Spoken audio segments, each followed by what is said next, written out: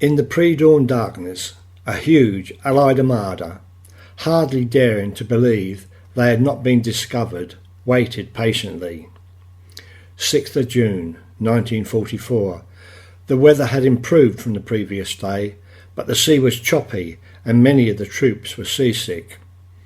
In the darkness, minesweepers swept warships into pre-planned positions. In the pre-dawn, the fleet held its breath. The US 29th and 1st Infantry Divisions began to board their landing craft. 05:30 hours, the Germans opened artillery fire on the destroyer USS Edmunds, which returned fire.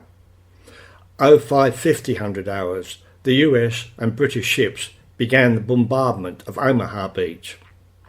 As the troops clambered into their landing craft, they were unaware that 3 days previously, a full-strength infantry division of German troops, the 352nd, had moved into the area.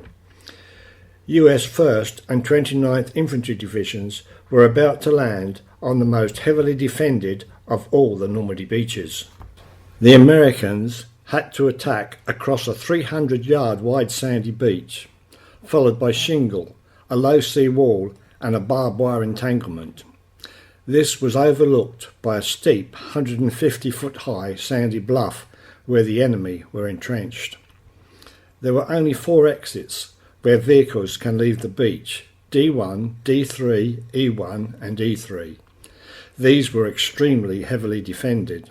As the landing craft headed towards Omaha Beach, the troops would soon have more than seasickness to contend with.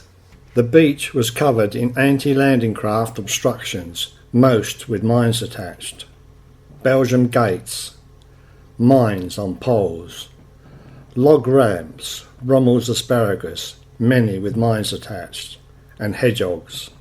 329 bombers of the 8th American Air Force dropped over 13,000 bombs, but not one hit the beach or the German positions.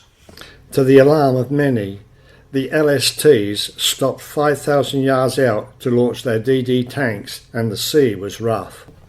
27 of the DD amphibious tanks from the 741st Tank Battalion foundered and sank. Only 2 reached the shore.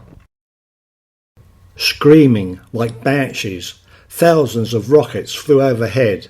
They fell short. None hit the beach. The German defences the troops faced were formidable.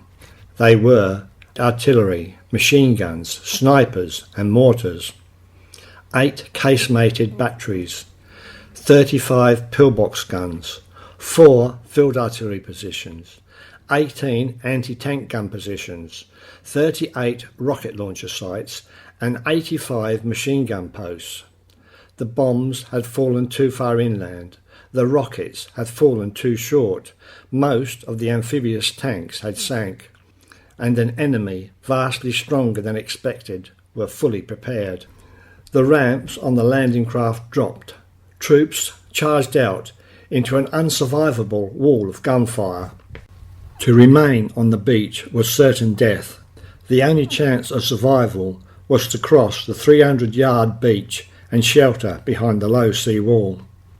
Seeing the plight of the beleaguered troops on the shore, US and British destroyers, without orders, moved in close to the beach and opened up at point-blank range on enemy positions. They would forever have the undying gratitude of the men struggling to survive on the beach. Expecting to need their rifles the moment they hit the beach, many soldiers had removed the waterproof coverings. They now found their weapons, which were wet and covered in sand, would not fire.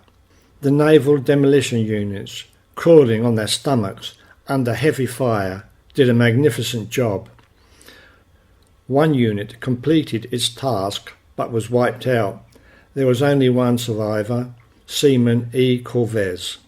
Despite the heavy opposition, with extraordinary courage, the troops clung onto their tiny beachheads.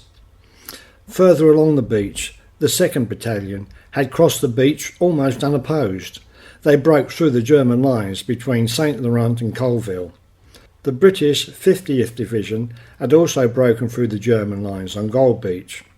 The British were the imminent threat, and German General Erich Marx directed his forces towards them.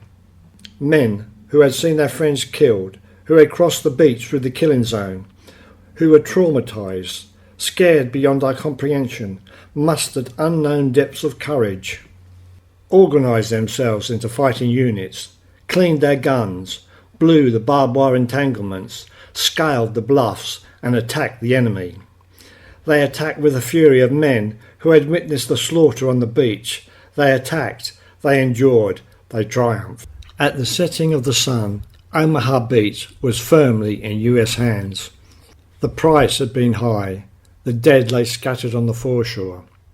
The medics did their best, but many of the wounded, shocked, traumatised, mutilated, would not survive the night. The memory of this horrific day would haunt the survivors for the rest of their lives.